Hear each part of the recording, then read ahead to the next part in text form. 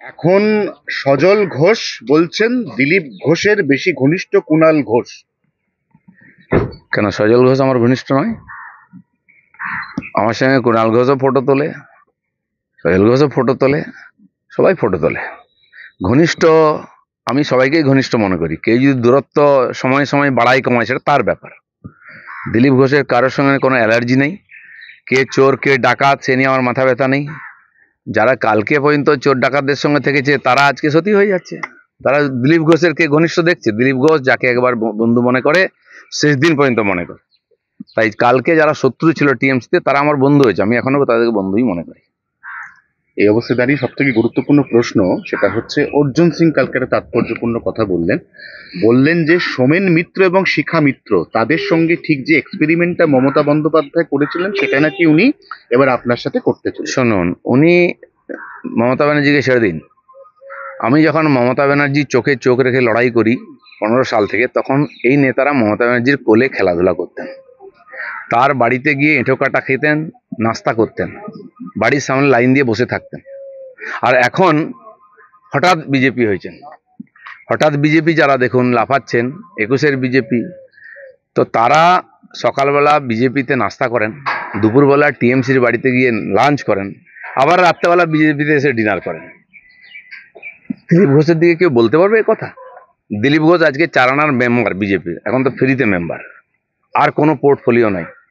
দিলীপ ঘোষ বিজেপিতে আছে। কারো খালি চাকরি চলে যেতে, টিকিট চলে যেতে একবারে হুড় করে ইঁদুরের মতো চলে গেছিলেন বিজেপি ছেড়ে, আবার হাওয়া ঘুরতে হুড় করে চলে আসছেন। তারা যেন দিলীপ ঘোষের ক্যারেক্টার সার্টিফিকেট না দেয়। রাজনীতিতে কোনো কিছুই অসম্ভব নয়। তাহলে কি আমরা এবার কোথাও না কোথাও রাজনৈতিক বিশ্লেষকরা যেরকম মনে করছেন যে এই যে সখ্যতা ঘনিষ্ঠতা, আপনি গেলেন, অত্যন্ত কর্ডিয়াল ব্যবহার পেলেন, কুশল বাক্য বিনিময় করলেন, এটা কি অন্য কোনো রাজনৈতিক সমীকরণ? যারা বিশ্লেষণ করছেন তাদের সঙ্গে আমার এরকম সম্পর্ক। আর তারা অনেকে 21 সালে দিলীপ ঘোষের পেছনে পেছনে ঘুরতো 1 লাখ 2 লাখ টাকার জন্য। কে আমার বিশেষজ্ঞ হয়ে গেছে, কে আমার উপদেষ্টা হয়ে গেছিল। আর 21-এর যে রেজাল্টটা খারাপ হলো, আবার জামা পাল্টে নিয়ে দিদির আঁচলের তলায় লুকিয়ে আছেন, দিলীপ ঘোষকে সার্টিফিকেট দিচ্ছেন। আর এরা অন্য দাস সব, দিলীপ ঘোষ বুক ফুলিয়ে বলবে, কারণ দিলীপ ঘোষ কারোর সঙ্গে অ্যাডজাস্ট করেনি। আমি সবাইকে চ্যালেঞ্জ করছি যারা টিভি দেখছেন, বলছি একজন একটা প্রমাণ দিন যে দিলীপ ঘোষ কোনো টিএমসির নেতাকে ফোন করেছে। মুখ্যমন্ত্রীকে তো ছেড়ে দিন, তারা দরকার দিলীপ ঘোষকে ফোন করেছে। এবং কেউ বলতে পারবে না যে আমি ফেসবুকে বা ফেস টাইমে বা হোয়াটসঅ্যাপে ফোন করি, বা রাত্রেবেলা গিয়ে টিএমসি নেতার বাড়ি যাই, কালীঘাটে যাই। দিলীপ ঘোষ লড়াই করেছিল, লড়াই করছে, কারণ দিলীপ ঘোষ বিজেপিটা বোঝে। যারা আজকে হিন্দু হিন্দু ভাই ভাই বলছে, তারা হিন্দুর মন্দির থেকে হিন্দুকে আলাদা করছে। বিজেপি তাই করেছে নাকি? কাশী বিশ্বনাথ মোদিজি তৈরি করেছেন। কেউ বলবে মোদির মন্দির, সবাই মাথা ঠুকছে। আমি তো বলছি, যদি জগন্নাথ মন্দিরে গিয়ে কেউ মাথা ঠুকে দেয়, সে কি টিএমসি হয়ে যাবে? এত বোকা ভাবেন মানুষকে আপনারা। আর সিপিএম একসময় বলতো যে ওই বিবেকানন্দ আর এই বিবেকানন্দ, এটা আরএসএস এর বিবেকানন্দ, এটা আলাদা। টিএমসি বলেছে রামায়ণের রাম আলাদা, বিজেপির রাম আলাদা। আমরা তা মনে করি না। যেটা পুরীতে জগন্নাথ আছেন, সেই জগন্নাথও দীঘাতে আছেন, যার যেখানে ইচ্ছা যা। আমরা ভেদাভেদ করি না। সবাই বলে বিজেপি মন্দির রাজনীতি করে, 100 বার করে, করবেও।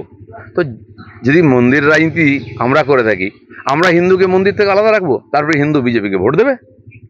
হিন্দু হিন্দু ভাই ভাই বলবো, আর হিন্দু উৎসবে হিন্দুকে আলাদা করব, বিজেপিকে হিন্দু ভোট দেবে? কে শিখিয়েছে? সেখানে যারাই হঠাৎ বিজেপি না, তারা বিজেপিকে বুঝতে পারবেন না। কড়া কড়া কথা বলা দিলীপ ঘোষ, অনেকে বলছেন যে বিয়ের পরে দিলীপটা অনেক নমনীয় হয়ে গেছে।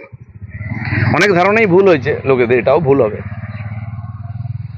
ঠিক আছে, সৌমিত্র খান অনেক কিছু বলছেন, তার মধ্যে সব থেকে বড় কথা হচ্ছে সোশ্যাল মিডিয়াতে তিনি লিখছেন যে আপনি একটা নিদর্শন যেখানে একজন ত্যাগী কিভাবে ভোগী হতে পারে। তার পাশাপাশি একটা অ্যাড করে সেখানে না না, আরো বলেছে, ওকে অনেক লোক বলাচ্ছে, কারণ তার নিজের কোনো বুদ্ধি নাই। তো তার বউ বলেছে, আমি বলিনি।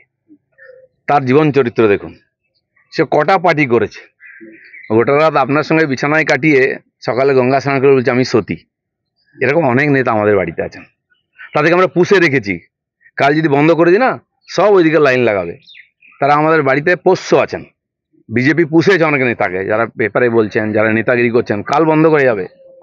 সেই জন্য দিলীপ ঘোষকে জ্ঞান দিতে আসবেন না। আপনাদের কাল চরিত্র, রোজ যে পার্টি পাল্টায়, রোজ যে বিছানা পাল্টায়, সেসব লোক অন্তত যাই পুরো বিজেপি নিয়ে কথা যেন না বলে, আর দিলীপ ঘোষ যেন বলতে না পারে। দিলীপ ঘোষ খালি হাতে বিজেপিতে এসছে, রাজনীতি এসছে, খালি হাতে যাবে। কোনো বোঝা নিয়ে আসেনি, কোনো বোঝা নিয়ে যাবে না, কিন্তু মাথা উঁচু করে রাজনীতি করবে যতদিন বিজেপি করবে। আমাদের ভিডিও ভালো লাগলে লাইক এবং শেয়ার করুন। কমেন্ট সেকশনে গিয়ে জানান আপনাদের মতামত। আরও ভিডিও পেতে আমাদের চ্যানেল সাবস্ক্রাইব করুন এবং প্রতি মুহূর্তে খবরের আপডেট পেতে প্রেস করুন বেল আইকন।